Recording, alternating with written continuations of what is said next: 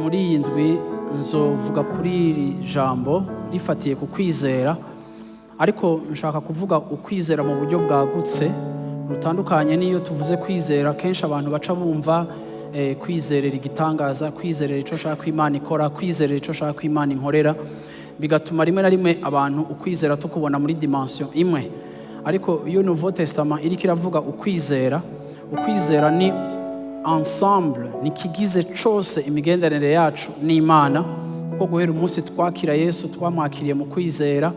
Ni ukuvuga ngo uru rugendo rwose rugizwe no kwizera, ni urugendo rwo kwizera. Iyo twigisha ijambo ry'Imana tukaryakira mu mitima tukaribika, rigakonstitua icyo no kwita urufatiro canke base de données y'amavaleur yacu, ingene twitwara, ingene tubaho, ingene dutunganya ubuzima bwacu, ingene turera abana bacu, ingene dutwara imiryango yacu, ingene dukora ibikorwa vya misi yose, ingene tubana n'abantu, ingene interactinga n'abantu. Ni ukuvuga ngo ivyo bintu vyose, inyifato y'umuntu w'Imana iri determine n'ukwizera afise. Nico gituma iyo turiko turiga ijambo ry'Imana canke tugenda kwinjira tukaba abantu biga ijambo ry'Imana, ahanini yatwiga ijambo ry'Imana kugira ngo ijambo ry'Imana rireme ukwizera, rireme ishusho canke rireme uburyo Imana ibona ibintu, kugira ngo natwege tuba abantu babona ibintu nk'uko Imana ibibona. Ni ukuvuga ko rero ukwizera ni ico kintu novuga ca rusangi kigize imigenderanire canke kigize urugendo rwawe n'Imana. Harimo rero na vya bindi kwizerera ico Imana yo gukorera, kwizera ico amaboko y'Imana yokora, kwizera ico Imana yo tukugirira neza mu buntu bwayo. Ariko uravyumva neza yuko kwizera ni ensemble. Haleluya. Ndaza gufatira kuri 1 Timothée chapitre 1 verset 18 au verset 20. Niyo murongo wa mbere nshaka ko dusoma. Niyo murongo wa mbere nshaka ko duhera ko mu kuparcourir canke mu kwinjira muri iri jambo. Ni jambo rifise amajambo nyene amajambo muri indwi tuzokwiga ko birandyohera iyo mfise somene yo kwigisha ku bintu, kuko mba numva ata speed mfise, mba numva no shimangira ku bintu neza, kuko numva ko atari sujet izogaruka ku wundi munsi wa Mungu, ariko ari enchaînement. Rero bansomere hano hantu. Iri bwirizwa ndariguhaye mwana wanje Timoteyo, nk'uko bavugishwa n'Imana bakuvuze ko bwa mbere, ngufashwe navyo kugwana intambara nziza, ugumye kwizera, ufise umutima utari mwijwi rikwagiriza ikibi, iryo bamwe bashibuye bakamera nk'ubwato busavye mu vy'ukwizera. Muri abo umwe ni Umenayo na Alexandero, abo nahaye Satani kugira ngo bibigishe kutarogota. Haleluya. Paulo yandikira Timoteyo nk'umwana wiwe. Ibitabo Paulo yandikiye Timoteyo ni ibitabo birimo ico no kwita umutima, uravyumvamo urukundo, uravyumvamo affection. Urumva ko yariko yandikira umwana yareze kandi amuzi kuva kera, yaramuzi kuva kera, yarazi abatante biwe, yarazi ba grand-mère biwe. No kuvuga ko ni umwana azi, yabonye ukwizera kwiwe, yabonye ugukura kwiwe, kandi yaramuzi nk'umunyamuhamagaro afise igikorwa cyo kuzoba ari umwungere. Rero Paulo rero yagiye amurera, yagiye amuha impanuro nyinshi zihurikiye muri kino gitabo ca Timoteyo, amuhanura.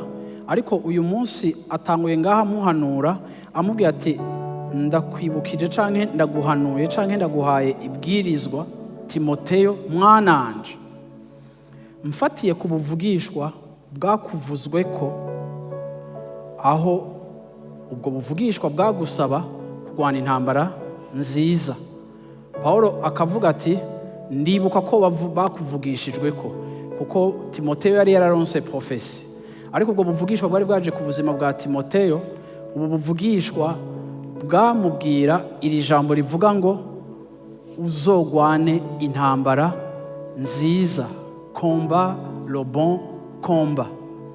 Igihe cyose Paulo avuga kugwana intambara nziza, mumve yuko ataba ariko aravuga intambara yo mu buryo bw'umubiri, ariko Pawulo ariko aravuga kurwana intambara nziza, yaba ariko abwira umuhungu wiwe kurwana intambara y'ukwizera.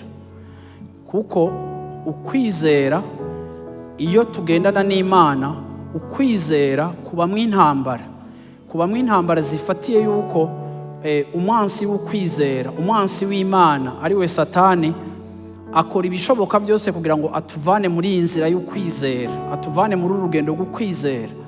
Nico gituma kenshi usanga hari ibintu bishika ugasanga abantu baravuye mu nzira z'Imana kandi barigeze kuba bazi Imana, nuko quelque part mu ntambara yabo batashoboye kugira gute kurwana iyi ntambara nziza y'ukwizera. Nico gituma Paulo arangiza ubuzima aravuze ati nagwanye intambara nziza, ariko aca arasobanura icyayi cyo kurwana intambara nziza, avuga ati nagwanye intambara nziza, nazigamye ukwizera.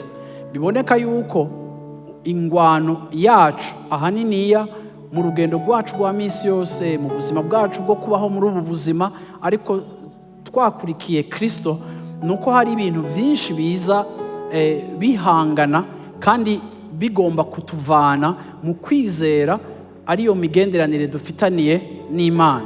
Paulo rero aramubarira ati wibuke ko bakuvugishijwe ko. Aba baprofeti b'iki gihe uko uravyumva bari bamuvugishijwe ko, baramubwira ati uzugwana intambara nziza. Paulo yaragarutse kugira gute kubimwibutsa, agarutse kubimuganirizako. Muri iki gitabo nubwo ntaza gusoma vyose, Paulo aganiriza Timoteyo nk'umuntu bazinanye, nk'umwana wiwe vy'ukuri. Kuko Paulo n'umuntu kenshi yandika yagiye avuga ku bantu benshi, kuko yari communauté chrétienne mu bisagara bimwe, yagiye agira abantu ashingira intahe. Uyi chapitre nayirangiza atanga intasho ku mazina y'abantu bamwe, kandi arangiriza ku bantu babaye beza. Ariko aganira na Timoteyo, atanguye kumuganiriza, amuhanura, amuburira, amavertisa, ariko akoresha uturorero tubi tw'abantu. Paulo n'umuntu muzosanga yagiye avuga ku bantu bamwe, akabapresiya ingene bahagararanye n'Imana, abandi akabagaya ingene babivuyemo, ariko toujours Paulo abantu bose agenda yapresiya canke abagenda atera ivyatsi, byose c'est par rapport à la foi. Kuko kuri we umuntu akijijwe nta yindi critère, nta bundi buryo bwo kumurabiramo canke bwo kudefinisa kiretse ingene yigenza muri urugendo rushasha rwo kwizera. Yesu ashimwe cyane, haleluya. Rero arabwiye Timoteyo ati Timoteyo mwana wanje, nk'umwinginga ndakwinginze rwana intambara nziza. Imibereho tubaho iratuma abantu benshi bahora bava mu kwizera. Imibereho tubaho n'umuriro duhura nawe n'intambara duhura nazo mu buzima, nubwo abandi bahura navyo hanze, ariko kubo mu nzu bakijijwe bo Satani abigira ibikoresho byo kutuvana ku Mana. Objectif yiwe niyo kugutuma uheba Imana, utandukana n'Imana, utuka Imana, ushavurira Imana, ariko bifatiye ku byo uri kuragenda uhura navyo. Nico gituma Paulo uru rugendo arudekriva nk'intambara, uru rugendo rwacu rw'agakiza ruridekri nk'intambara.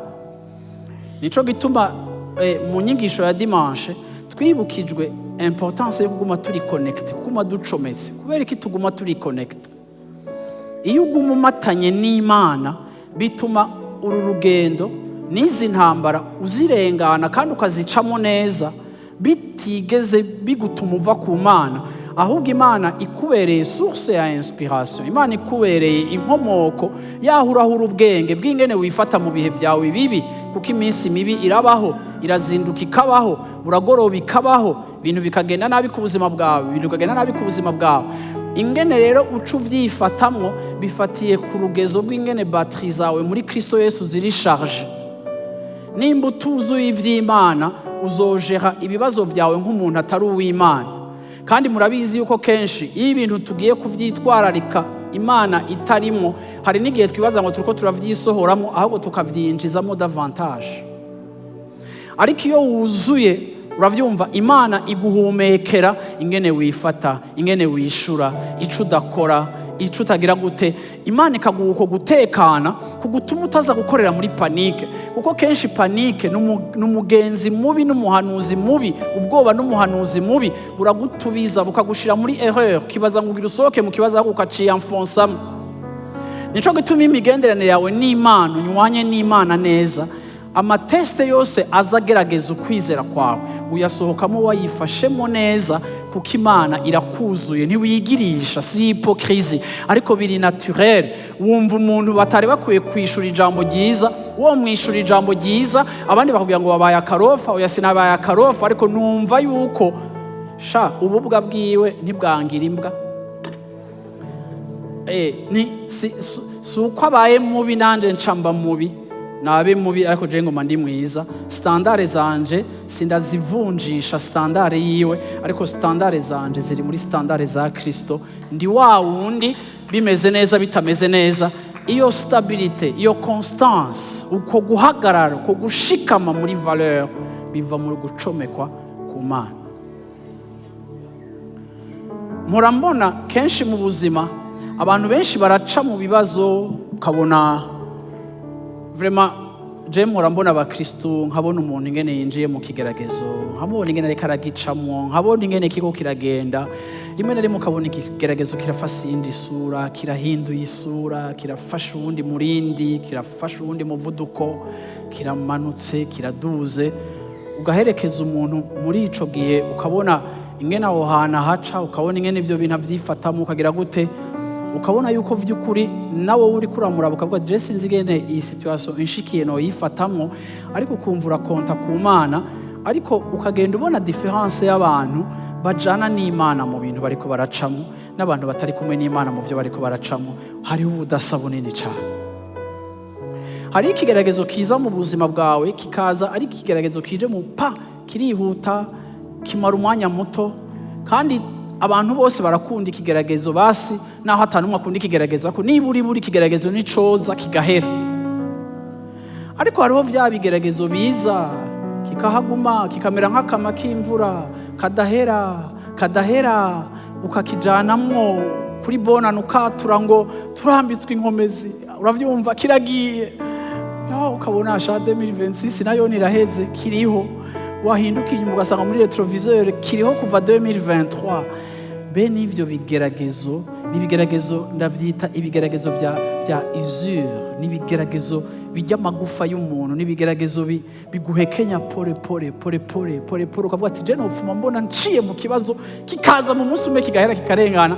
Ariko ibi bintu bibaye byabaye vyinshi, ugasanga kenshi bene izo ntambara, bene ivyo bibazo, bene izo atake hejuru y'ubuzima bw'umuntu ziteba, nizo zihora zituma abantu benshi babandona. Washaka kugira ikigerezo gikomeye kimwe kikarengana, kikakubabaza, ukihanagura amosozi, ugasubira ukambara impuzu ukavuga ati la vie continue. Ariko nta kigeragezo kibishe nk'ikigeragezo kidahera, kihaguma.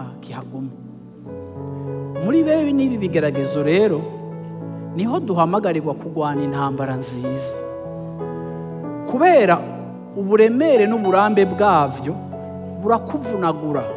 Ugasanga igishika umuntu yari afitiye Imana, ugenda ubona umenga umuntu ameze nk'akabuji kariko karahera, ukabona umenga umuntu ameze nk'itara ariko riragenda rizima, ukabona umuntu yatanguye avuga ngo ngo Satani arambona, ukabona umuntu ari muri fire, ariko muri deuxième ukabona ubwanwa bwafutse umunwa, asigaye aza kwishengero nyene, ariko nyene ukabona umenga nta bintu birebire, nta migambi miremire, wanihenduka bati Imana aho bigeze niko ricishaka, nigira icigira guteka nimburi ngaha bimeze gutyo honya. Ndashaka kubwira ngo je suis compatissant, ndakumva, ariko kandi still gwana intambara nziza, gumamwo. Iyo ndirimbo irabaho, nawe bavuga ngo bagume he?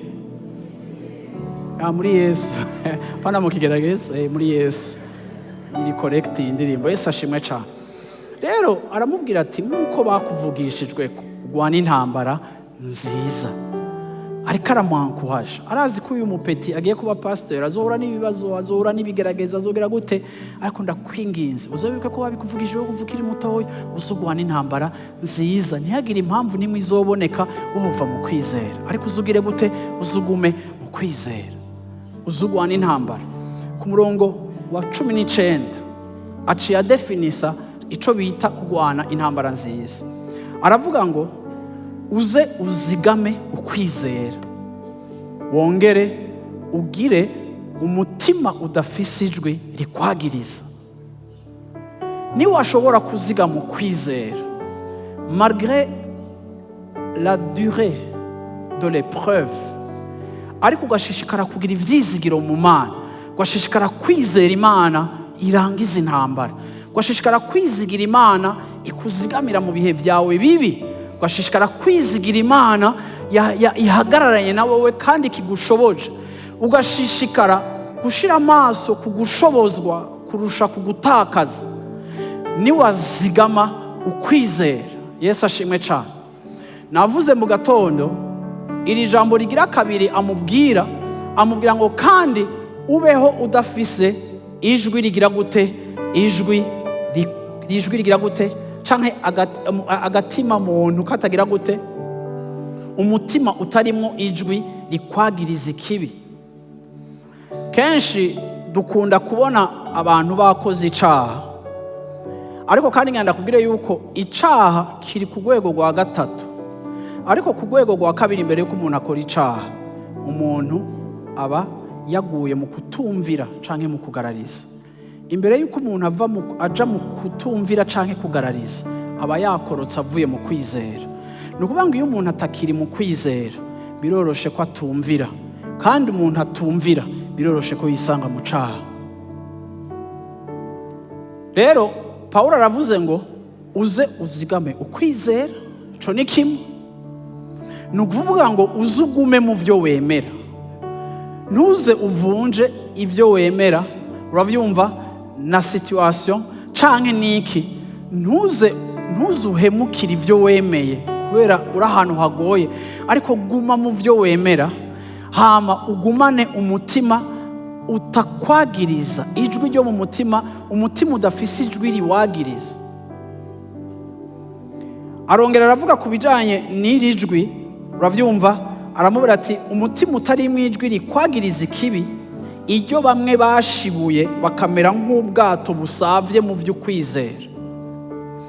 Aba bantu bari dekri nk'abantu basavye, ubwato bwabo bwasavye mu kwizera, canke ubwato bwabo bwagize naufrage, leur bateau, donc ubuzima bwabo bwa foi bwabwomotse bakibira bagatwagwa n'amazi y'ibigeragezo vy'ubuzima. Aba bantu ni bande bafise ubwato bwasavye? Niyo titre ya message, ubwato busavye mu vy'ukwizera. Naufrage par rapport à la foi, à la foi.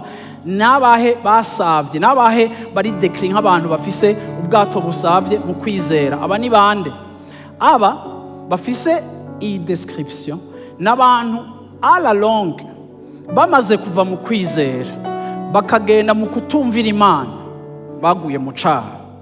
Murabizi mwese yuko hariho ibyaha ukora mu buzima, umunsi wa mbere ubikoze ukiyagiriza, umunsi wa kabiri ukarara utaryamye kubera waguye muri ico caha, wakoze icaha, wakoze ikosa, ukumva umutima wawe urakwagiriza, ukumva umutima wawe urakwagiriza.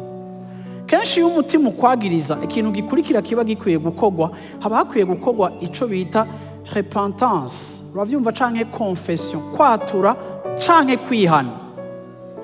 Ariko iyo umuntu aciye adevelopa confort mu caha yaguyemwo akakibandanya, uzoshika ahantu niwagikora ku ncuro y'ijana nta jwi rizoba rikikwagiriza. Ni ukuvuga ngo rya jwi rikwagiriza rirateba rigahora, ugaca utangura kumva umuntu ariko aravuga ngo ya ngo jewe nariyakiriye, ngo n'Imana irantahura, ngo n'Imana iravyumva, ngo n'Imana irazi yuko vyarananiye. Ukagera n'ahantu wumva yuko Imana musigaye mubibona kumwe, kandi ukayikonvenka ko mubibona kumwe, kandi ukavuga ngo sikazima Imana yanje ntinjuja. Ugasanga umuntu yarashitse kuri eta ari konvenki yuko n'Imana iri konvenki yuko nta kundi ibereho gutyo. Aho hantu rero kenshi hari danger, kuko niho Paulo adekriva nk'ahantu ngo abo bantu baramaze gushibura, yani wamepiga shuti, hiyo sauti yenye inawakumbusha kama wako mahali mabaya, wako mzambi. So rero iyo iryo jwi atajucumva kandi uri mwigafe, ukaba uri kuri ngaho, ukaba uri kuranyumviriza cyangwa ukaba uri live, ngana kubwire ngo uri muri processus yo gupfa yo mu buryo bw'impwemu ikomeye cyane.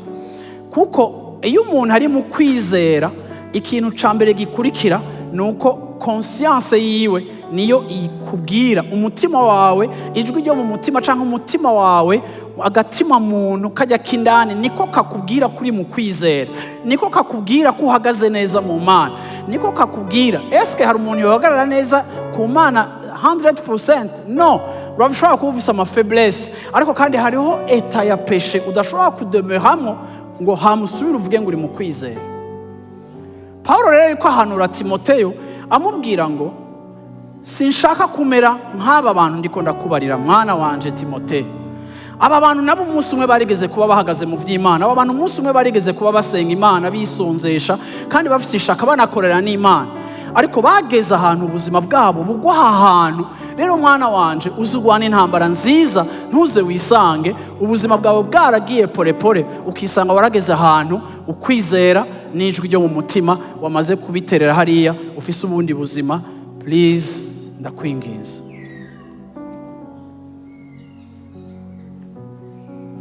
nico gitumaga abantu b'Imana, Bibiliya ivuga ngo muhemu w'Imana abingingira muri twebwe. Nanje no musi muri kino gitondo ndiko ndakwinginga nk'umwana wo muri iyi nzu, nk'umuntu wa hano hantu, ndiko ndakwinginga kubw'imbabazi z'Imana.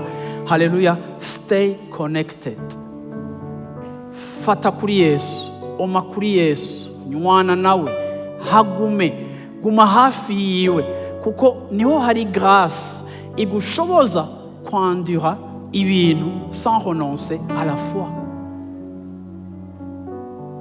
Amen. Yesu ashimwe cyane.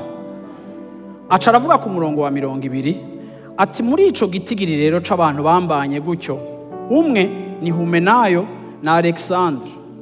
Abo nabo nahaye Satani kugira ngo bibigishe kutarogota. Paulo aciye amubwira abajama azi Humenayo na Alexandre. Humenayo na Alexandre ga Timoteyo mwana wanje, nabo barigeze kuba bari mu bana banje, ariko urugezo bageze ko nabahaye Satani uko ari babiri kugira ngo, haleluya, agire gute? Kugira ngo bige kudacokora mpwemu w'Imana. Donc Paulo yarageze ahantu abantu yashikanye k'ubutumwa abaha Satani, kandi harimwo intumbero yuko hari ikintu gihinduka mu buzima bwabo. Aramubwiye mu yandi majambo, nawe we no bigukorera, uretse ko uri umwana wanje, ariko ico dupfana yuko kiri mu kwizera. So guma no kwizera, guma mu kwizera. Usome Timoteyo wa 2 rero, Timoteyo wa 2 igice ca 2 ku murongo wa 16 kugeza ku murongo wa 17 haravuga ngo ariko ibihumanya merci by'amagambo y'ubusa ubizibukire, kuko ababivuga bazoshishikara inzira yo kutubaha Imana, kandi ijambo ryabo rizorandagurana nk'igisebe c'igitema. Muri abo umwe ni Humenayo na Fileto. Paulo asoye kuvugamo Humenayo, ariko hacenjiramo uwundi yitwa Fileto. Aba bantu bavuye mu kwizera baba bameze gute? Paulo abwiye Timoteyo ati ndakwinginze ntukifatikanye, ntukabe muri izi mpari. Garuka ku murongo twahereko ahanyene muri chapitre 2. Ntukabe muri iyi nombre y'aba bantu babaye baho bari mu madiscours vain et profane. Abantu bagutya bari barigeze kumenya Imana, ariko bakava mu kwizera kubera imibiri yabo cyangwa kubera kameremere n'ibindi byose. N'abantu gukurikira Imana vyarabagoye, baca batangura kurondera insobanuro baha Bibiliya, bakahometa en cause canke bakazana dute mu bantu bati none ibi bintu dutegeza kubigira gutya, none dutegeza kugira gutya. Murabona ibintu baba Kristo ba kera muramusanga bari barigeze guheba ariko basubiriyemo. rero bene abajya kenshi uca usanga bijya bintu yigeze guheba kera akabigarukako, aragerageza kubijustifia akakumvisha yuko ata problème, akakumvisha ko Bibiliya ni ukuvuga ngo Pawulo areka abwira Timoteyo ati ndakwingize sinzeza gusange mbwirigara ry'aba bantu bama bari mu madiscussion y'ivy'Imana ariko atahashikana umuntu ataca mariye umuntu, ariko ahaniniya atakindi ya entretena atari ukuzana ukuzazanirwa canke ukuzana gukekeranya, ariko vy'ukuri abantu bakoresha ayo majambo yose biyataka ku maverse, biyataka ku mirongo ya Bibiliya, biyataka ku nyigisho za Yesu, biyataka ku nyigisho z'intumwa. Benshi babikora kugira bafete bagerageze kwadapta Bibiliya kuri faiblesse yabo. Paulo arabwira Timoteyo ati rero sinshaka ko wowe uba mu gitigiri c'abantu ibi bintu bavyifatanamwo gutya. Aha rero Paulo muri iyi chapitre asubiye nabone kandi kubavuga. Haleluya. Arongera aravuga ku murongo w'8 ati aba bantu, haleluya, ubazibukire kuko ababivuga nka bene abo bantu, abavuga ayo majambo nkayo bazoshishikara inzira yo kutubaha Imana. Nimwabona umuntu yama rimwe na rimwe, simvuga iminsi yose, ariko hariho bene abo bantu uzobona mu buzima ugasanga Biblia arayikurusha, arazi kuyidefanda, wowe ugitangura kuvuga aba yamaze gusumaca, ariko ugasanga ni umuntu uri kuramuraba connaissance ya Bible afise ntisa na style de vie ariko aramena. Ivyazi n'ubuzima bayemwo ntibisa. Umuravye ubona ari imbohe ya Satani izi Bibiliya. Asigaye ari imbohe ya Satani ariko yarakurusha Bible. Mu discussion ntushobora kumutsinda. Paulo abwira Timoteyo ngo bene abo bantu n'abantu bashishikara, uravyumva, ils avanceront toujours plus dans l'impiété.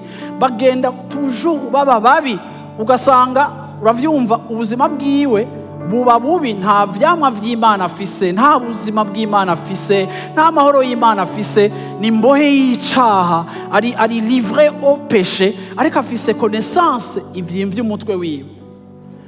Paramati gituma nshaka ko abo bantu bavamwo nukuretse ko bafise amajambo na discussion na débat zidahera, ariko ikiranga ubuzima bwabo nuko bazogenda biyanfonsa, bazogenda badovena pire, situation yabo nizopfa igenda iba meilleure, ariko kuri condition z'ubuzima bwabo no kubohoka bazoshishikara kugenda biyanfonsa. Sishaka ko wiconnecta na bene abo bantu kuko bampira situation. Nimba ari ahantu hambere nabonye abakristu bashobora kugwira, abakristu barazi umuntu adakirijwe baramucungera kwa kure, bakihagarara ko bagacika aba hypocrite. Ariko nimba ari umuntu wa mbere mpora mbona vyoroshe ko agwisha uwundi mu Kristo n'uwundi mu Kristo nyene, kubera fete bitangura muvyumva kumwe kandi muzi ko muri bamwe, niwa guhonja, niwa kwigisha, niwa kuintroduce kwigafe. Nico gituma Jesse ntemera gusa ngo nuko ufise abagenzi b'abakristo, tugomba no kubaharura amano tukaraba abagenzi b'abakristo ufise, mbega n'ubuhe bwoko bw'abagenzi bw'abakristo ufise. Kuko urashobora kuba uri connecté ku bantu bariko baragenda biyanfonsa dans l'impiété, bariko bagenda baba pire, kandi bose barabatirijwe, bose baravuga rambla shakatele blo shakate, uravyumva, urabona, ariko kandi ubuzima babayemo baravye bagenda biyanfonsa. Reka ndakubwira ukaba ufise abagenzi basa gutyo onye no munsi uveyo wirukanka nk'umuntu nyene yagirashe, nk'umuntu nyene bagira batere nk'igrenade. Yesu ashimwe cyane. Haleluya. Amina. Ikigira kabiri gatatu avuga kuri abo bantu, uretse ko bavuga amajambo menshi, uretse ko bagenda baba babi, verset 17, ijambo ryabo rizorandagurana nk'igisebe c'igitema. Muri abo umwe ni Humenayo na Fileto. Aba bantu bameze nka gangrene. Gangrene ni gikomere ugira kenshi nko kunzara canke nk'ahantu amatisu y'umubiri yapfuye, hama kubera ayo matisu yapfuye hagaca haba colore, hagaca habaho couleur iza yerekana ko nta circulation y'amaraso iri mu gwara gwawe nimba wiyugaranye intoki. Ngo abo bantu ubuzima bwabo bazogenda amajambo yabo ameze nka gangrene, ni kintu ukiravye nta buzima aproduisa, kuko nabona bayakira ayo majambo ntaca ariko arabafasha. Ngenda babwire yuko iyi mpanuro Paulo ariko yiha umuntu akijijwe ariko areka aramwereka danje, ariko mwumve ko atareka amwereka danje zo hanze mu bapagani, ariko areka amwerekera danje muri church, mu bantu bazinanye, abantu basenganye, abantu bakirijwe rimwe, abantu babatirijwe rimwe. Barizo mu mico y'abantu, abantu mwakirijwe rimwe baracari ngaha, turacari kumwe, abo mwakirijwe rimwe bite, bageze he, bameze gute? Umunsi umwe narigeze kubaza, turi mu masengesho ya 21 jours, ndavuga nti dusengera abantu batuzanye mu gakiza, ndashaka umuntu afise umuntu yamuzanye mu gakiza yasubiriye inyuma yabivuyemo ivy'Imana aze ngaha tumusengere. Narabaye shoke mbonye ubwinshi bw'abantu ababazanye mu gakiza bavuye mu kwizera. Rero iki kintu Paulo ariko arabwira Timoteyo, ntariko aramubwira ibintu bishushe vy'uwo mwanya nyene, ariko amubwira long term perspective, akamubwira projet à long terme kubijaye na foi yawe. Haleluya! Nimba uzobaha imyaka 70, uyu munsi ukaba wicaye ngaho umuntu ukunda Imana, turashaka kuzokubona uri umusaza w'imyaka 70 akunda Yesu, afise umuvuduko wa Yesu, afise igishika ca Yesu. Yesu ashimwe cyane, yaziga mu kwizera, ashobora kurangiza ubuzima bwiwe avuga nka Paulo, akavuga ati nagwanye intambara nziza, ikibiranga nuko nagize gute, nazigamye ukwizera. Ijambo mwanyumvanye ca gihe n'uyu munsi niryo nkivuga, n'uyu munsi niko bikiri. Mbuze gusa inkomezi zo kubivuga nk'izo nari nkifise nkiri muto kubera umubiri wagiye, ariko kandi impwemu yanje n'umuntu wanje w'indani aracafise ca gishika. Uko uwo hanze agenda arakaboze ahera, niko uw'indani we warushiriza kuba muzima. Haleluya! Sagesse natanguranye siyo mfise, naho force physique natanguranye atariyo nkifise. Nuvuga ngo kimwe cari deterioré ariko ikindi cari amélioré, kuko nashishikaye inzira yo kwizera. Ndabipfuriza mwese hano hantu muri Life Center bakundwa nkunda, ndabipfurije kuzosaza mukunda Yesu, muryoshe, muganiriza ababuzukuru banyu, mubabwira abantu mwazanye mu gakiza, mubabwira ingene Yesu yabaye umwizigirwa, mugira gute, ariko mutavuga byinshi nkuko nanje nashushe, ariko nyene tuvugira hasi. Abantu bagomba kumviriza sagesse mwijwi riri hasi, ariko abantu bazi ko hari ico baza gukuramo. Ndabipfurije kuzosaza neza, ndabipfurije kuzoziga mu kwizera, ndabipfurije kuzoba muri abatama bari prosper, ariko mudasa n'amahera, ariko musa na Yesu. Haleluya! Bwana asifiwe sana. Yesu ashimwe cyane. Aramubwira ati rero aba bantu bameze gucyanya. 2 Timothée chapitre 4 verset 14. 2 Timothée chapitre 4 verset 14. Sindaheza rero. Ndiko ndacavuga kuri babajama bo hejuru, Humenayo na Filete. Verset 18. Subira yigenda tuvuye. Verset 18. Ikindi kibaranga ni ikihe aba batipe? Kuko bazimiye bakava mu vy'ukuri. Ils se sont détournés de la vérité. Batangura kwigisha teori y'ibisazi, batangura kwigisha teoloji ivuga ngo ivyo kuzuka kw'abapfuye vyaraheze. Izo nyigisho z'aba Paulo, izo nyigisho zabaye ivyo kuzuka kw'abapfuye vyaraheze. Aha twebwe turi mu isi nshasha, tubeho, tujye, dusambuke, tugira abadada, tugira abababa. Uravyumva? Turavyumva, vyaraheze, vyararangiye, Imana yarabikemuye, vyaraheze, izuka ryaraheze. Iyi niyo yari enseignement yabo.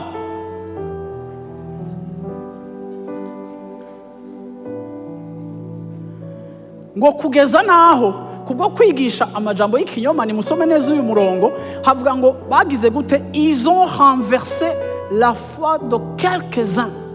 Bagahenura ukwizera kwa bamwe. Izo nyigisho zari ziryoshe, namwe muravyumva ku muntu w'umubiri ashaka gusambuka, yahevye gwagwa, bambwiye ati nywa byo kuzuka vyaraheze, byagize kudatesha. Nari maze imisi kwena nahwerezana, twarazutse hanya tuza twarashitse mu ijuru.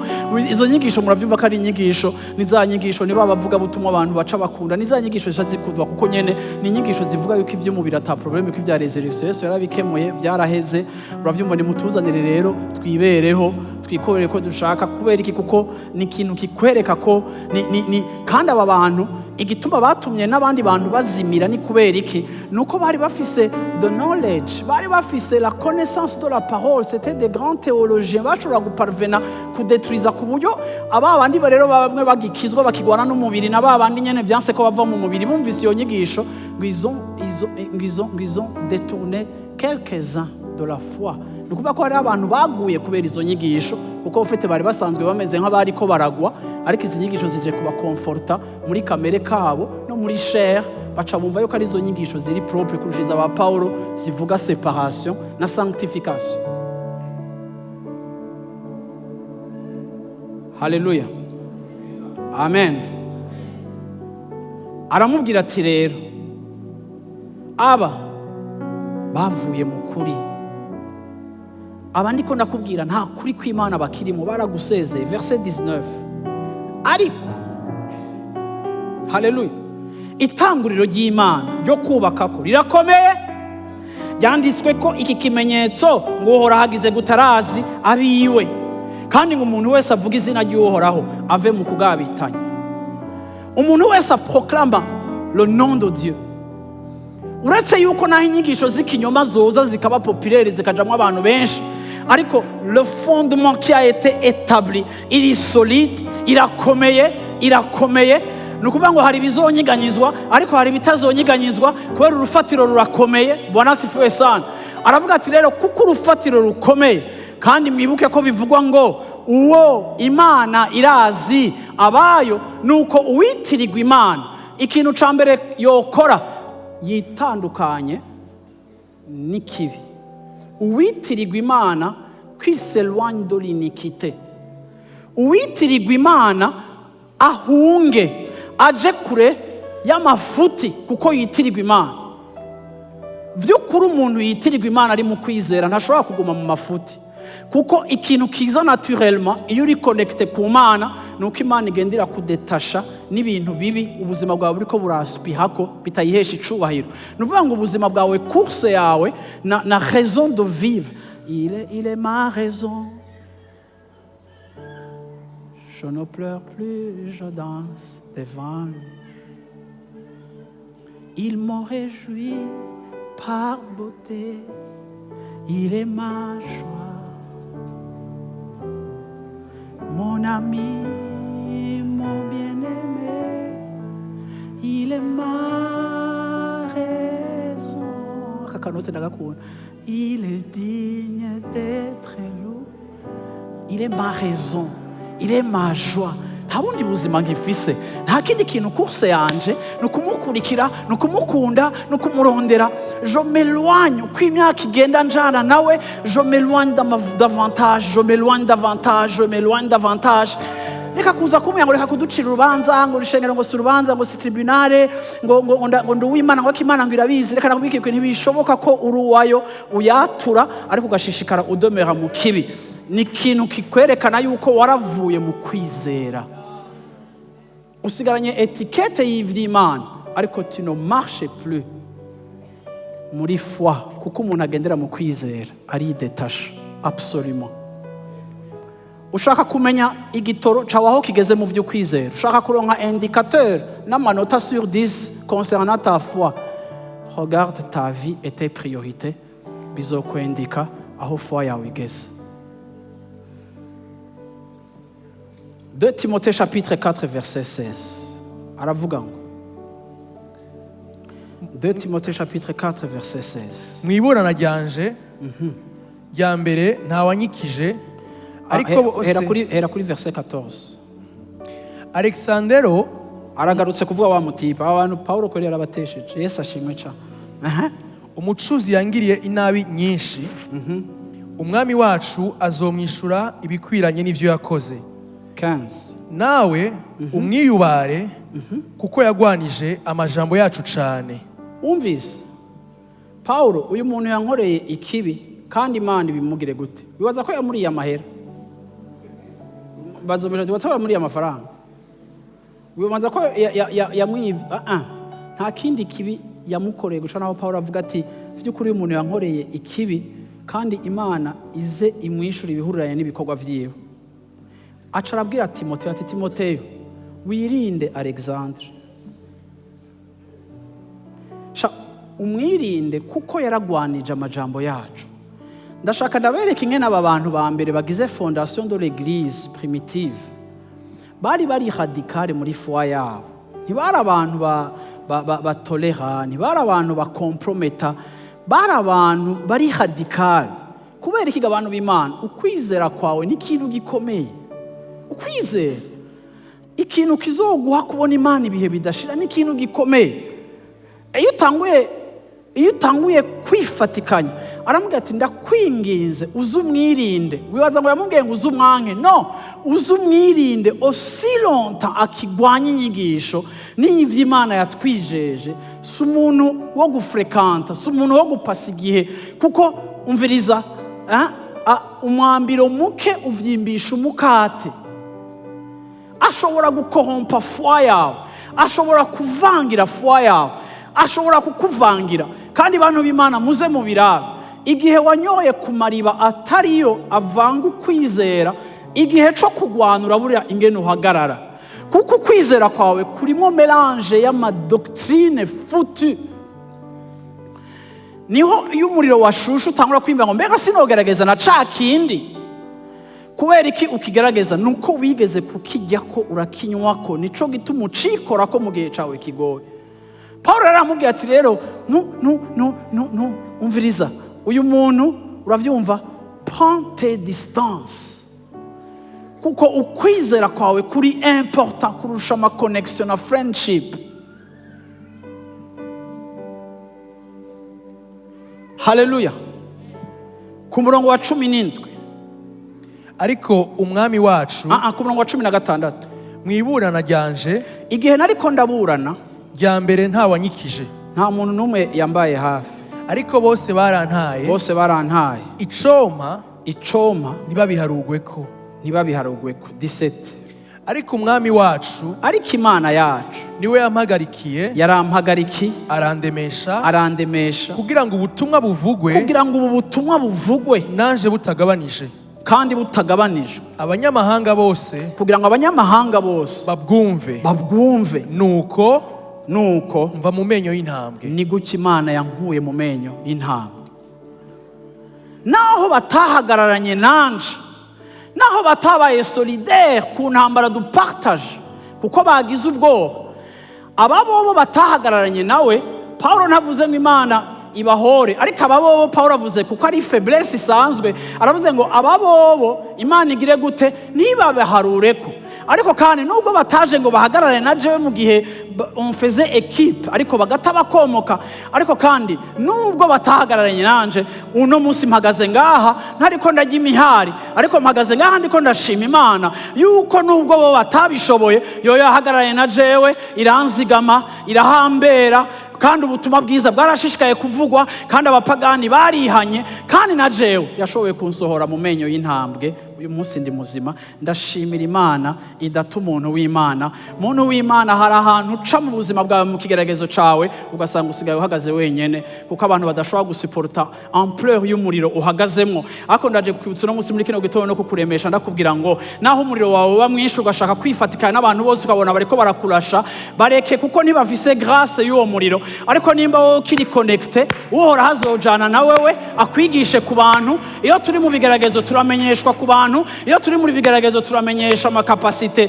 canke atante zacu aho zari ziri. Iyo turi mu bigeragezo turahingurwa tugacika inshuti z'Imana za vrai, kuko à la fin de la journée niyo yonyene muguma muhagararanye, kandi niyo yonyene irangiza ikagira gute, ikakuvana mu vyara vy'intambwe, ikaguha intahe, ikaguha indirimbo. Yesu ashimwe cyane. Imana ikavuga ati babandi bose bari hehe, ariko wahaguruka ukavuga ati abana, Bwana asifiwe sana. Yesu ashimwe cyane. Haleluya. Paulo rero aravuze ngo aba batipe bose mpejeje kubasomera, twabasomye mu mashapitre 2 canke 3. Paulo abwiye Timoteyo ngo nabahaye Satani. Ni ukuvuga ko Paulo bari basanzwe ari aba responsable muri eglise, ariko harageze igihe Paulo arabirukana abavana muri responsabilité za eglise, kugira ngo uwo mwambiro mubi canke ico kintu kibi bariko barazana mu nyigisho ntibacandukize abandi ba Kristo, ntibacandukize eglise. Paulo mu guproteja eglise aba bantu agira gute, abegezayo, arabirukana, arabavanayo, abavana muri responsabilité, kugira ngo basi niburi abantu nibabona ko icizere cabakuweko bareke kuza barabifatikanya ko nka bene data. Irafa ariko abekarta kugira ngo agire gute, kugira ngo eglise ntivangirwe n'izi nyigisho, sivyo? Kuko Paulo yavuga ko aba bantu batakiri mu kibanza cyo kuba mu mugisha w'Imana igihe batangure kwiyataka ku nyigisho z'Imana. Bantu b'Imana ngenda kubwire ngo ibyo twita ivyizegwa biri sacré, biri n'ivy'agaciro, birahambaye, birakomeye. Yesu ashimwe cyane. Amina. Rero naciye nja kuraba iki kintu nshaka kuvuga, ndibaza ko ari cyo nza kurangiriza ko mfise indwi yose yo gusobanura byinshi. Icambere Paulo avuga ngo nabahaye Satani, sivyo? Ndashaka kuvuga ngo muri Bibiliya hariho abakristo canke hariho amasituasiyo yabaye muri Bibiliya, muri histoire ya Bible, aho abantu baba livre kuri Satan, aho abantu bahagwa kuri Satani. Ndashaka guhagarara ku maka yo muri Nouveau Testament kandi si yose.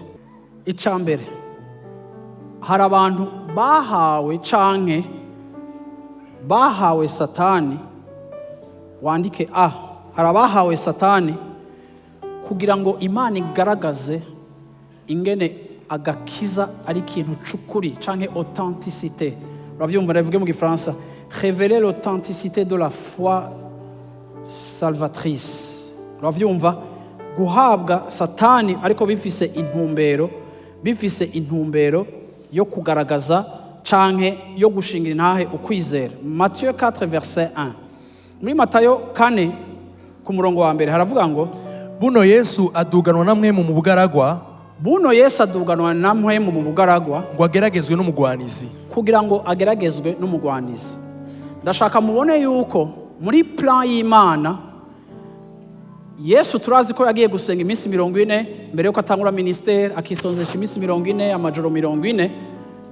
Ariko murabona ko verset 1 iraspecifia neza yuko icatumye Yesu atwagwa mu bugaragwa ni kwa rugira yisonzeshe, ni kwa rugira ngo agire gute, ivyo yagize byose yagize. Ariko objectif principal yuko kujanwa kwa Yesu mu bugaragwa kwari kugira ngo Yesu ageragezwe na Satani.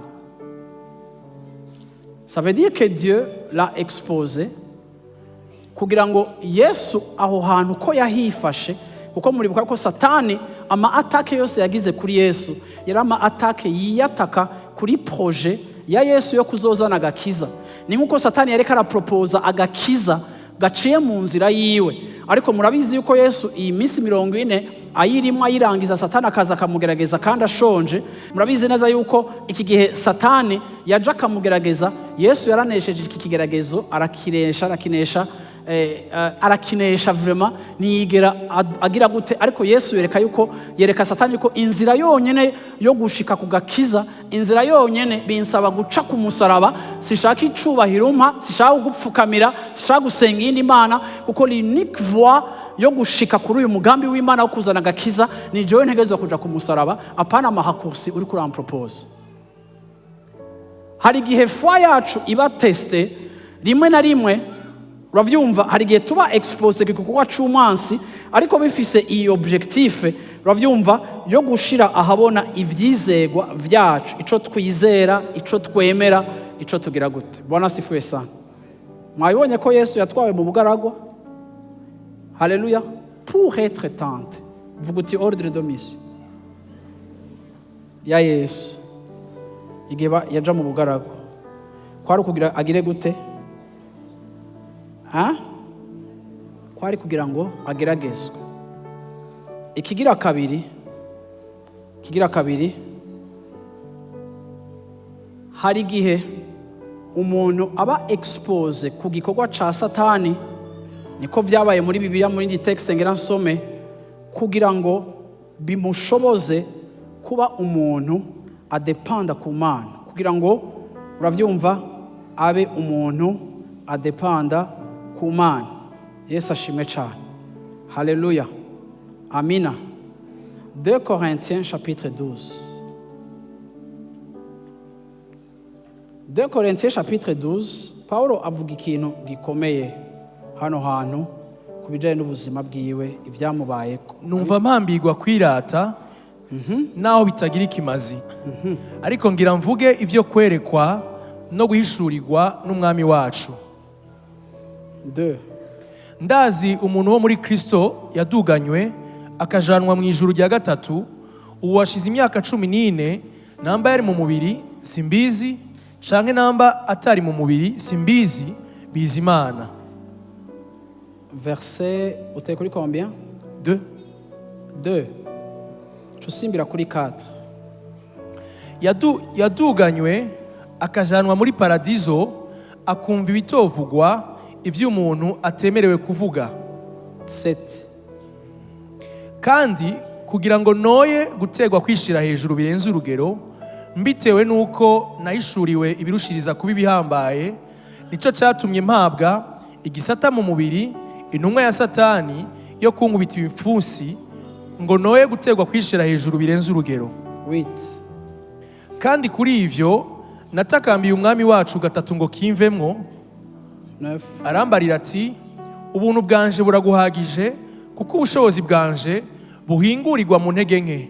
Nuko cane cane nzonezererwa kwirata intege nke zanje, ngo ubushobozi bwa Kristo bunzeko. Haleluya. Paulo Imana yamwigishije dimension ikomeye y'intege nke. Ari mu bantu bake mu ma epitre baserebra canke bahimbaza intege nke. Ariko icamubaye kugira ngo Paulo abone intege nke cari gihagaze kuki. Mwibuke ko Paulo mu mateka yiwe canke muri kahise kiwe yari umuntu wishaka, wari umuntu wigishika, yari umuntu bitumwako, yari umuntu apana bitumwako, yari umuntu anirungikaho batamurungitse. Yari umuntu afise zele kandi afise inkomezi agize gute.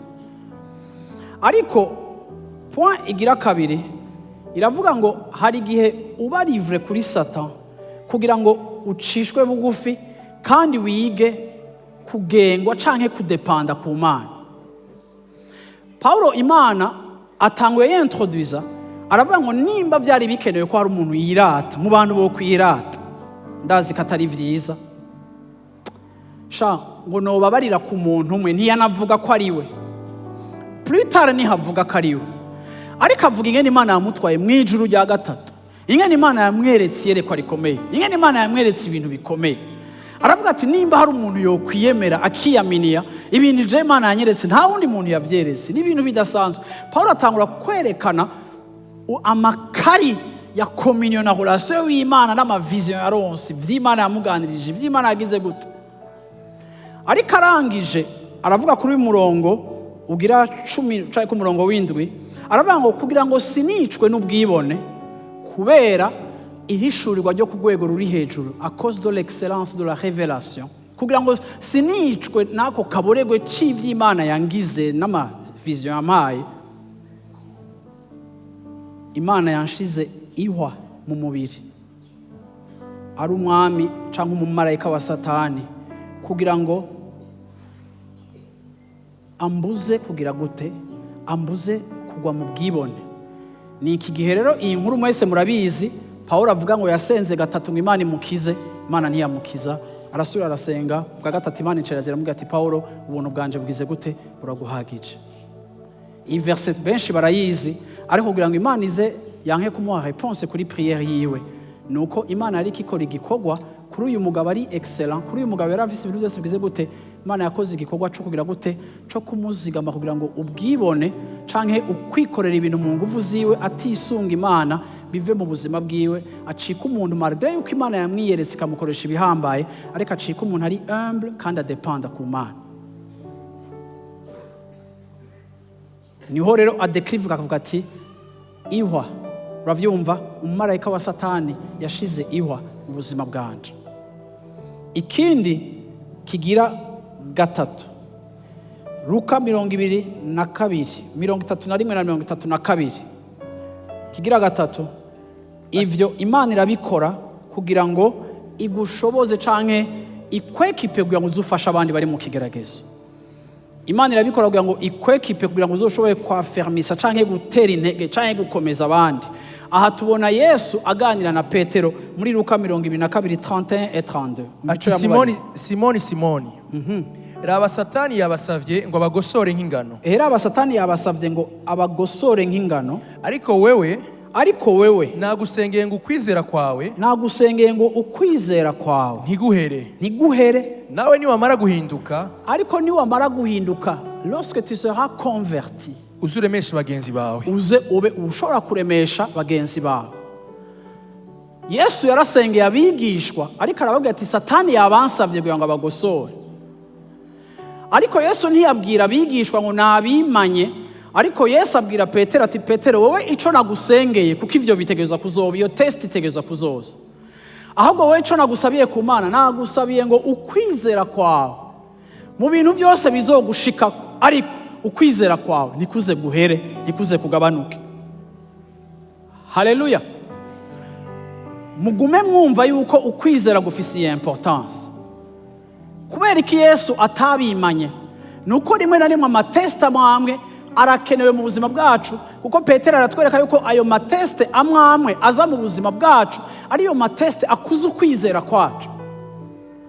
Rero Yesu arabwiye Simoni Petero ati vraiment wewe Satani yabansavye, ariko nagusengeye ngo wewe particulièrement Petero gashuhe, nagusengeye ngo ukwizera kwawe nikugire gute, ntikugabanuke, ngo kandi niwamara gusubira ku murongo abari wozogaruka rero uremesha abandi bazoba bariko baraca mu bihe bikorresponda n'ivyo wewe wabonye, kuko uzoba wambonye n'ingene ndagumbana na mwebwe mu bihe bisa nk'ivyo. Petero acavuga ati mu izina rya Yesu ivyo ntibishoboka. Ni hari yepfa acavuga ngo ntibishoboka. Yesu Petero ndagusaba ikintu kimwe, ntumena amatwi, je ndi ku masaha yanje ya nyuma, wowe 3 fois utaraca uzoba wamaze kunyihakana. Rero ubusa umwanya wa volume, ubu twageze mu gipindi gikomeye, turiko tuja ku musaraba, aho washuhuye ndagusabye utekereze umvurize ivyo nakubwiye. Wumvise icyo navuze? Wanyumvise? Haleluya, haleluya. Bwana asifiwe sana. Yesu ashimwe cyane. Rero iki ni ikintu kitwereka rimwe na rimwe ibintu ubuzima bw'umuntu bushobora gucamo umuntu w'Imana. Nimba rero ivyo bihe byose bishobora kubaho tukabicamo mu buzima bwacu, mbega ukwizera kwacu kungana gute? Mbega ukwizera kwacu kubera develope hehe? Mbega ukwizera kwacu kuba cultive hehe? Mbega ukwizera kwacu kugaburirwa hehe? Ni muri ya connection abantu b'Imana, ni muri ya connection, ni muri kwa gucomeka. Heraba mejeje gucomeka kuko yari izimye, ariko mejeje gucomeka. None mbarizo mishati none wucometse he? Dimanche kweli, culte ya dimanche. Ya Yesu, owe ofete wewe ni hatari kweli. Jewe basinze umufana w'abakristo ba dimanche. Nabo nkunda kweli. Abakristo ba dimanche gusa. No, kenshi abakristo ba dimanche usanga no muhira badasenga. Ndakurahira urugendo rw'ivy'Imana ntushobora kurugendamo usenga dimanche, ariho muhurira n'Imana, ariho ukunkumura Bibiliya yawe, hama ugaca witega kuzogaruka nga dimanche. Amatangazo yose y'indwi tuvuga uravuga uti simbire bizoba dimanche, rengana aho we nta narimwe hakuraba. Iki gipangu ntacuzi hagati muri somene, nta nico urabona, woza wona zimira. Sindiko ndavuga nécessairement kutegeza kuza ngaha, ariko je suis inquiet ko no muhira atagicanira ufise. Probabilité nini ukaba ugifise uruwa grave naho utoza ngaha nta problème, kuko Imana ntikorera ngaha, ariko ikorera mu mwanya wose wowe uyihaye n'ingene uwubahiriza. Ariko make sure yuko ucometswe.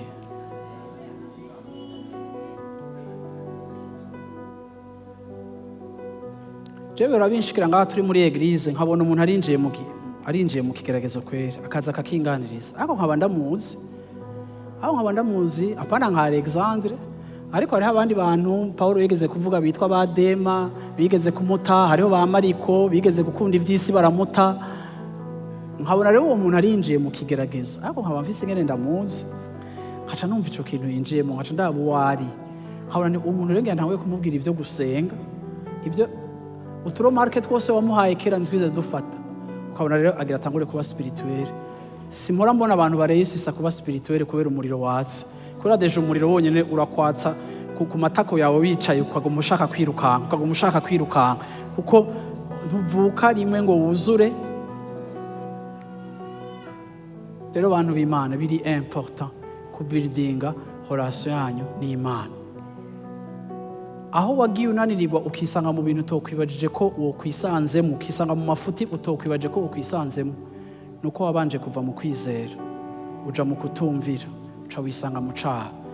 Ego ubutumwa butubwira icaha nico tuja kwihana, ariko jewe uje kwihana sinovuga ngo tubanze gutrete icaha, tubanze dutrete désobéissance, twongere dutrete Yesu ashimwe cyane absence ya foi, kuko kenshi abantu iyo batizigiye inzira z'Imana bafata inzira zabo bakagarariza bakagwa mu caha. Ariko ndabingize bantu b'Imana, ndababwire ngo iyi Mana twakurikiye ni ya grave. Uyu Mungu, uyu Yesu si sanamu, si valatale adanganye, ahadi zake zote kweli ni ami. Nimemuona akisema hakuna, akikubali. Mbega murazi yuko indirimbo zacu ziri spirituelle, ziraryoshe kurusha ibintu byinshi cyane duhora tugira gute, zivuga zifise texte nziza, ariko je me demande twege auditoire, twege l'audience iziririmba izi ndirimbo turazemera. Ndangirize ku gituma rimwe na rimwe Imana ilivra abantu mu maboko ya Satani, ni kugira ngo ireme ishimwe muri bo. Yesu ashimwe cyane. Kugira ngo ireme ishimwe muri bo. Bwana asifiwe sana. Yesu ashimwe cyane. Mbwira mu mwicarano uti iherezo ry'ivyo bintu hazoduga ishimwe, hazoduga ishimwe. Imana igomba kukwiyereka. Haleluya. Apocalypse chapitre 7 verset 9 haravuga ngo hanyuma y'ivyo mbona ishengero ryinshi atawoshobora kuriharura, bo mu mahanga yose n'imiryango yose n'amoko yose n'indimi zose, basemerera n'ijwi rirenga bati agakiza n'ak'Imana yacu ivyagiye kuri iyo ntebe n'ak'umwagazi w'intama. Abamarayika bose bari aho onya. Haleluya. Abamarayika bose ko nababonye, abamarayika bose verset 11, abamarayika bose bikubita, abamarayika bose verset 11, abamarayika bose verset 11, abamarayika bose bari aho hantu imbere y'iyo ntebe n'abatama n'ibinyabugingo 24 bikubita imbere y'iyo ntebe binyegeje mu nyonga. Uravyumva? Bikubita imbere yayo, amaso yabo baraba kuri iyo ntebe bahimbaza Imana. Verset 12 bati amen, umugisha no guhimbazwa n'ubwenge n'ishimwe n'icubahiro n'ububasha n'ubushobozi ni ivy'Imana yacu ibihe vyose. Haleluya. Ibihe n'ibihe. Amen. Ndamwishura nti mugenzi. Gloire, action, l'honneur et puissance soit à notre Dieu. 13. Umwe muri abo batama afata ijambo arambarira ngo abo bambaye amakanzu yera ni bande, mbega bava hehe? Haleluya. Ndamwishura, uwo ni Yohana, ati mugenzi ni wewe wobimenya. Arambwira ati aba nabavuye muri wa mubabaro mwinshi kandi bamesuye imvune zabo. Haleluya. Amen. Mu maraso y'umwagazi. Kandi ivyagiye kuri irya ntebe izosana ihema ryayo hejuru yabo. Ntibazoba bakigira inzara ukundi, kandi ntibazoba bakigira inyota ukundi, kandi izuba, haleluya, izuba azobashora mu masoko y'amazi y'ubugingo, kandi Imana izohanagura amosozi yabo yose ku maso yabo. Aba anya Yohana yari karabona bari mu ijuru, yari wewe mwamaze gushikayo, arabwirwa ngo aba uhoraho azokubaka ihema hejuru yabo, nta nzara nta nyota nta marira azobahanagura. Umviriza, niwe azobakorera, niwe azobahanagura. Umviriza, nta zuba kuko azobatwara ku migezi yiwe, azobahanagura amosozi kuko muzoba mwararize. azobagirira massage, azobakanda kuko muzoba mwarababajwe, azobahumuriza, azobashira mu gikiriza ciwe kuko muzoba mwarakubititse. Kuko muri ubu buzima turimo Satani hari igihe azagasambura akatubabaza tukagira gute, ariko Yohana avyerekwa abona tuzoshika mu gihe ivyo bintu byose bigahera. Ariko aba bantu Yohana abona n'abantu bazigamye kwizera malgré ko ibintu byose byariko birabashika ko ku buzima bwabo, kuko uko ubuzima bwabo bwasa siko baseye, bashishikaye kuguma ku Mana yabo barayumako, none raba irabicaritse. Umarayika abajije Yohana ati mbega aba bantu bo bazi? Yohana avuga ati aba bantu ntabwo nzi, ntabumenye ko basa neza, ko bambaye neza. Atangura kumubwira ati ni bamwebwe. Ndakwifurije muntu w'Imana kuzigama ukwizera, kuguma mu byo wemera, kutadandaza ibyo wemera, kudaheba ibyo wemera, kutabivanga n'ibindi bintu, ariko hagume. Nivyanagusaba yuko upfira kuri iyo nzira y'ukwizera, nivyanagusaba kuzogwa kuri iyo nzira y'ukwizera, uzovuga ati Mana napfuye ndakwizera. Uko Yesu yarabaje ngo mbega umwana w'umuntu niyaza azosanga mu isi hari ukwizera. Niyabajije ko azosanga amalouange na adoration n'ibikorane, niyabaje ngo mbega hazoba hakiri ibikorane. Yego ibikorane bizoba bikihari, ariko mbega naho muri ibyo bikorane hazoba harimwo abantu bizera. Mbega muri uyu muriro muriko murabamwo canke mubayemwo, mbega hari ukwizera kuzigamwe?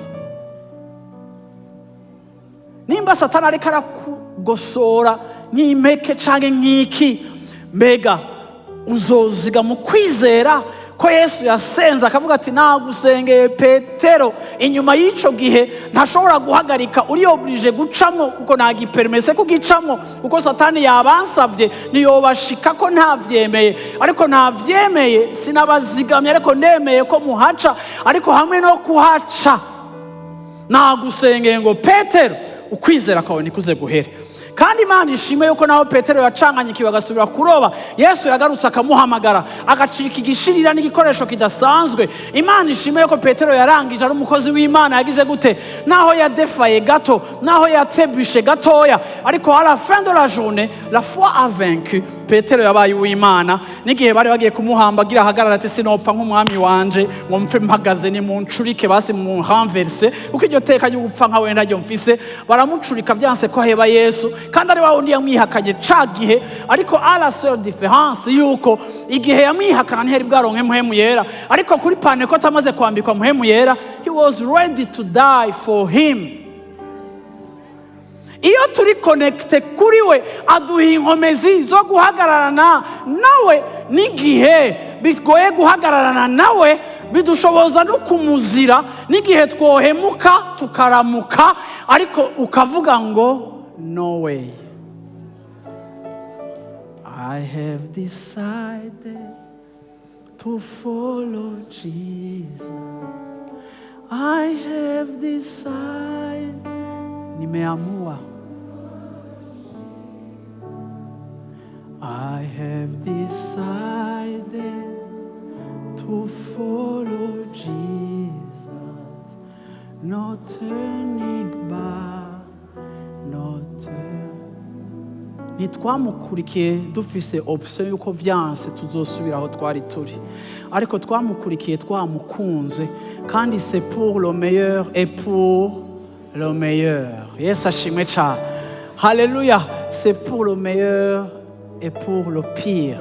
Kuko urukundo rwa vrai rubateste non pas mu mamoma ari meilleur, ariko mu mamoma ari pire.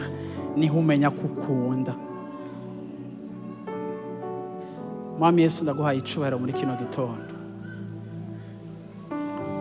Ndagushimiye Mana yacu ko we Mana yo mwijuru watwimenyekanishije ko ijambo ryawe rivuga ngo igihe twari tukira abanyavyaha we waraturondeye.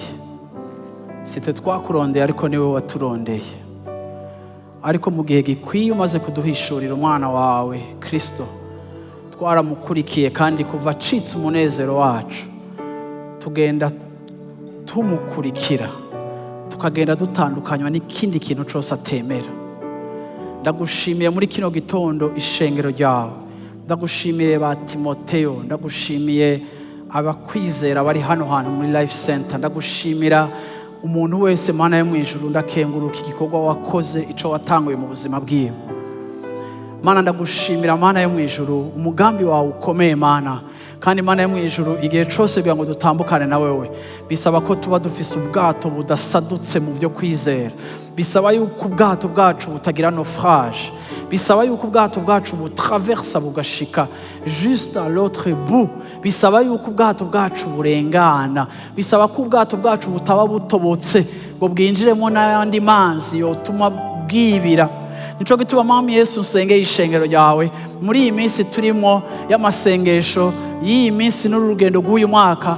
Ndasengeye abantu bawe Mana no munsi muri Life Center bicaye hano hantu muri kino kibanza. Sengera Mana yo mu ijuru umuntu ariko aradendebukirwa mu kwizera, umuntu ariko arava mu kwizera, umuntu ariko aratakaza ukwizera, umuntu Mana mu kugezwa kwiwe yageze ahantu yumva umenga arashobora gukomprometa na le diable, arashobora kwakira ivy'umwansi amuhaye kuko umenga ivyawe birateba, kuko gamana wowe umenga ivyawe birateba, abantu bagateba bakakira ishano rivuye mu maboko y'umwansi kuko abemereye icubahiro, kuko abemereye inyishu za hafi. Ndasengeye Mana yo mu ijuru umuntu ariko arandura peine, umuntu ariko arandura souffrance, umuntu ariko Mana yo mu ijuru arababazwa mu buryo butandukanye mu rugendo rwiwe gukwizera yazazaniwe. Mwami Yesu uwo ndamusengeye kugira ngo nubwo Satani umenga ariko aramugosora, ndamusengeye ngo Mana yo mu ijuru ntave mu kwizera, aziga mu kwizera. Fortifie ton église papa, fortifie ton église papa, fortifie ton peuple papa, fortifie Seigneur Jésus. Ntihagire Mana yo mu ijuru abantu baboneka nka Alexandre na Humenayo Mana yo mu ijuru bakuwe mu kibanza c'umugisha kuko bigaragara ko batakaye. Mana ndasenze abo muri iyi nzu ngo bose Mana bagume mu murongo wawe, bose bagume mu vyawe, bose bagume mu mayira yawe. Ndasenze Mana ngo ntihagire abasubira ku byo badashwe ngo baje kubijya, ariko Mana yo mu ijuru bigume bibanukira naho bobabazwa naho izuba ryo kwaka, ariko Mana ntibagaruke kuco badashwe nk'uko ijambo ryawe rivuga, kuko Mana kuva bakumenye baragiye utakigaruka. Mana inyuma yacu nta yindi nzira ihari, nta yindi option dufise, nta yindi possibility dufise, nta handi ntihakibaho. Aho twavuye haraturiwe ntihakibaho, aho twagiye niho honyine hari imbere yacu. Imbere yawe Mana yo mu ijuru niho tuzoguma, imbere yawe niho tuzogwa, imbere yawe niho tuzovyukira. Niwe wabaye objet y'ubuzima bwacu, ordre de mission y'ubuzima bwacu ni kukufuata wewe peke yako, kuko ari wowe Mana.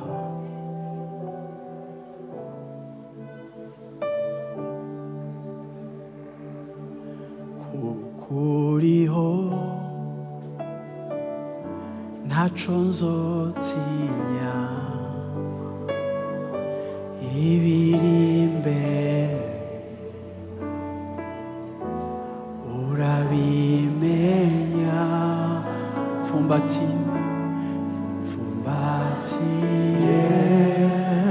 muhaguruka turangirize kuri iyi ndirimbo. Ibiganza vyawe kuva none iteka ryose. Subiramo uti kuko uriho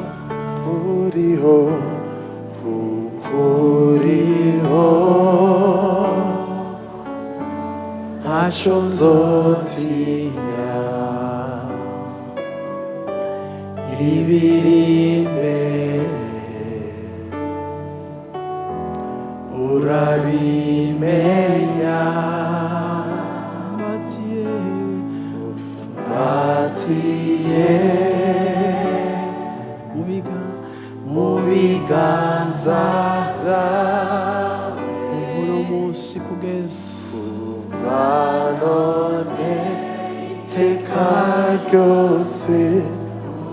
Ubwira uti uri Imana yanje, uri Imana yanje, uri Imana yanje. I belong to you.